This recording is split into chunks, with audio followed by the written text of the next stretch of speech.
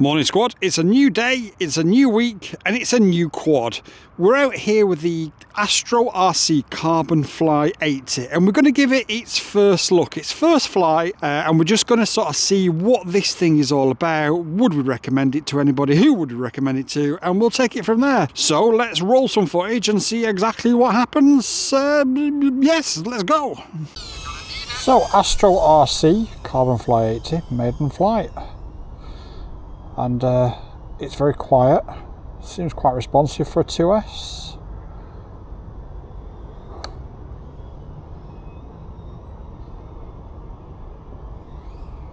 Obviously we have got, oh, what is that? Oh, I've done it again, where I've supposed to have hit 1,000. Excuse me, I sound like I'm full of a cold. I'm supposed to have hit 1,000 on the yaw. And the reality is I've hit something more like 100. So we get a bit of prop wash coming down into our own wash, which is a question I was asked yesterday, which is pretty normal for cine whoops really. It's just how the physics of these things work. I was going to do a inverted yaw spin, but actually no, I just don't have the that's full yaw.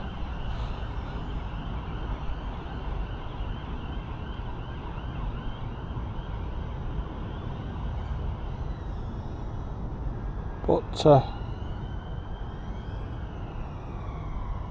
I mean, yeah, for 100 quid or about 120 bucks. Now realistically with the cine whoop you're going to want cinematic footage out of it, which you don't necessarily get from analog quads.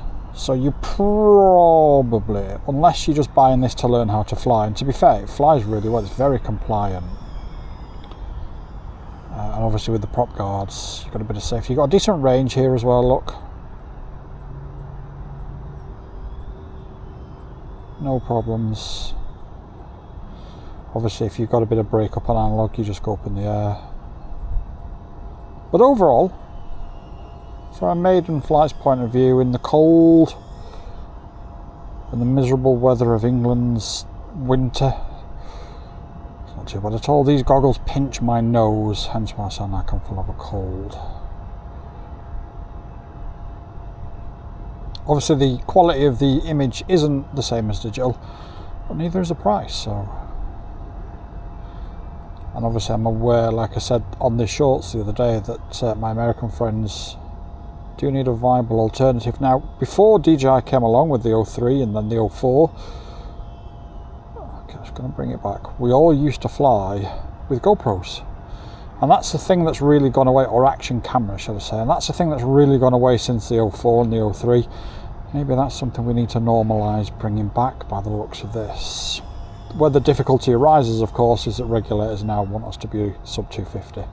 Okay, 3 minutes and 30 seconds and the beeper's just starting to go off, so I'm going to bring back and land. On the back, as you can see, really does help aid visual line of sight for your spotter. I'm flying it in a park and I'm just flying obviously around the trees here, but we're not having any sort of issues. There has been a few people around, there isn't really anybody around at the minute.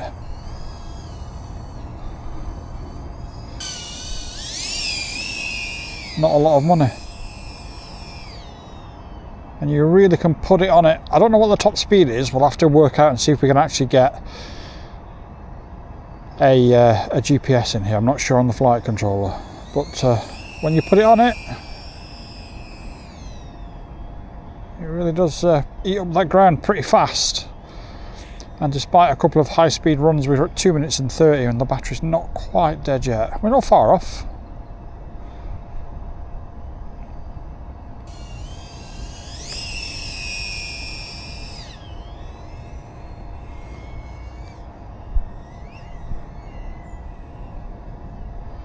Okay, well, I think on the Karen noise score we've got a bit of a winner there. Even at full throttle it doesn't seem to be very loud or very whiny, so we'll take that one. Disarmed. Now it is very cold this morning in the UK, Sorry, I'm just going to complain for a little bit now that I'm cold. This is the third flight I've done, and the weather seems to be getting a bit colder. Did I mention that it was cold? The UK weather is weird.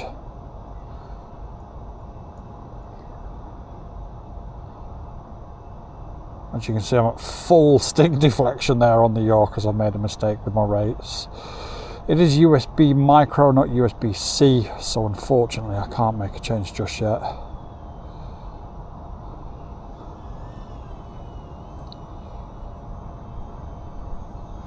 Tell you what we'll do, we'll go over here, we'll do a power loop. We'll do it where we've got a little bit more space. Not that we need it, but there's people over there with dogs and stuff, so.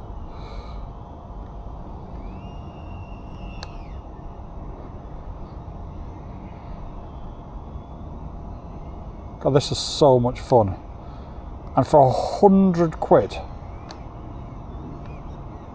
if you want to learn FPV and not worry about too much about the price, but have something that's really capable, this is actually a real viable option, you know. Really surprised at it. I'm so annoyed that I haven't saved my rates properly, so I can't. You can recover it quite easily. Yeah. For 100 quid, if you're new to the hobby and you want to get into it and have something that flies either really...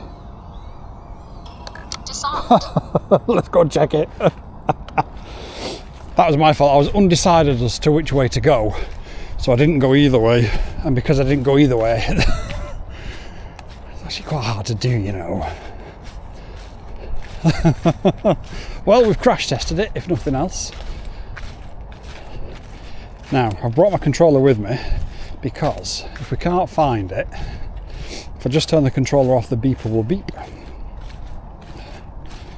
which is how I would advise you set your drones up in beta flight, or have your beeper on a switch. I can actually see it, to be fair. That was quite a ding. You probably heard that on the camera.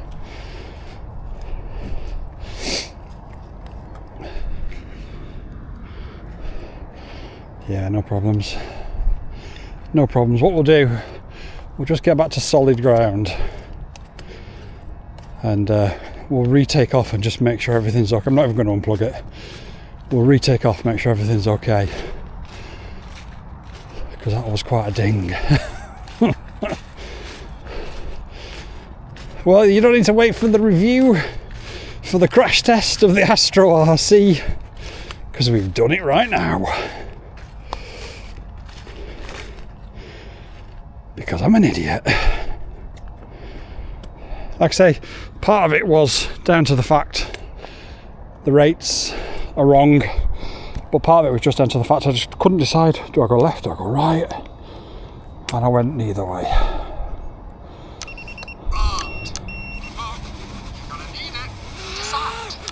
Okay, we have got vibrations there, I think. Oh, we broke a prop. We broke a prop, look. I'm pretty sure the spare's in the box. So that was the first look then of the Astro RC CarbonFly 80. And like I say, it's not a review, but I just wanted to give it a first look on the channel to see what we're actually dealing with here. And I actually think if you're a newbie, you want to get into the hobby for not a lot of money, it's like 100 quid, just over 100 bucks. Yes, it's analog. No, you're not going to have amazing sort of silky digital footage, but for that price, and it takes a hit as well. As you saw, we smacked into the rugby post there, and we haven't damaged the drone in any way, shape or form. We've just broke a prop, which is, you know, breaking props is part of FPV. It's just a normal everyday occurrence within FPV, don't get me wrong. So I think overall I'm quite impressed with it. It flies really well, it's really compliant, it's quick, it's quiet, and we'll do a full review of it later on in the week. But if you've got any questions, please do drop them in the comments down below. Peace out. YouTube and I have had a chat, and we believe that this is the video that you'll like the most, so watch it and let me know if they're right.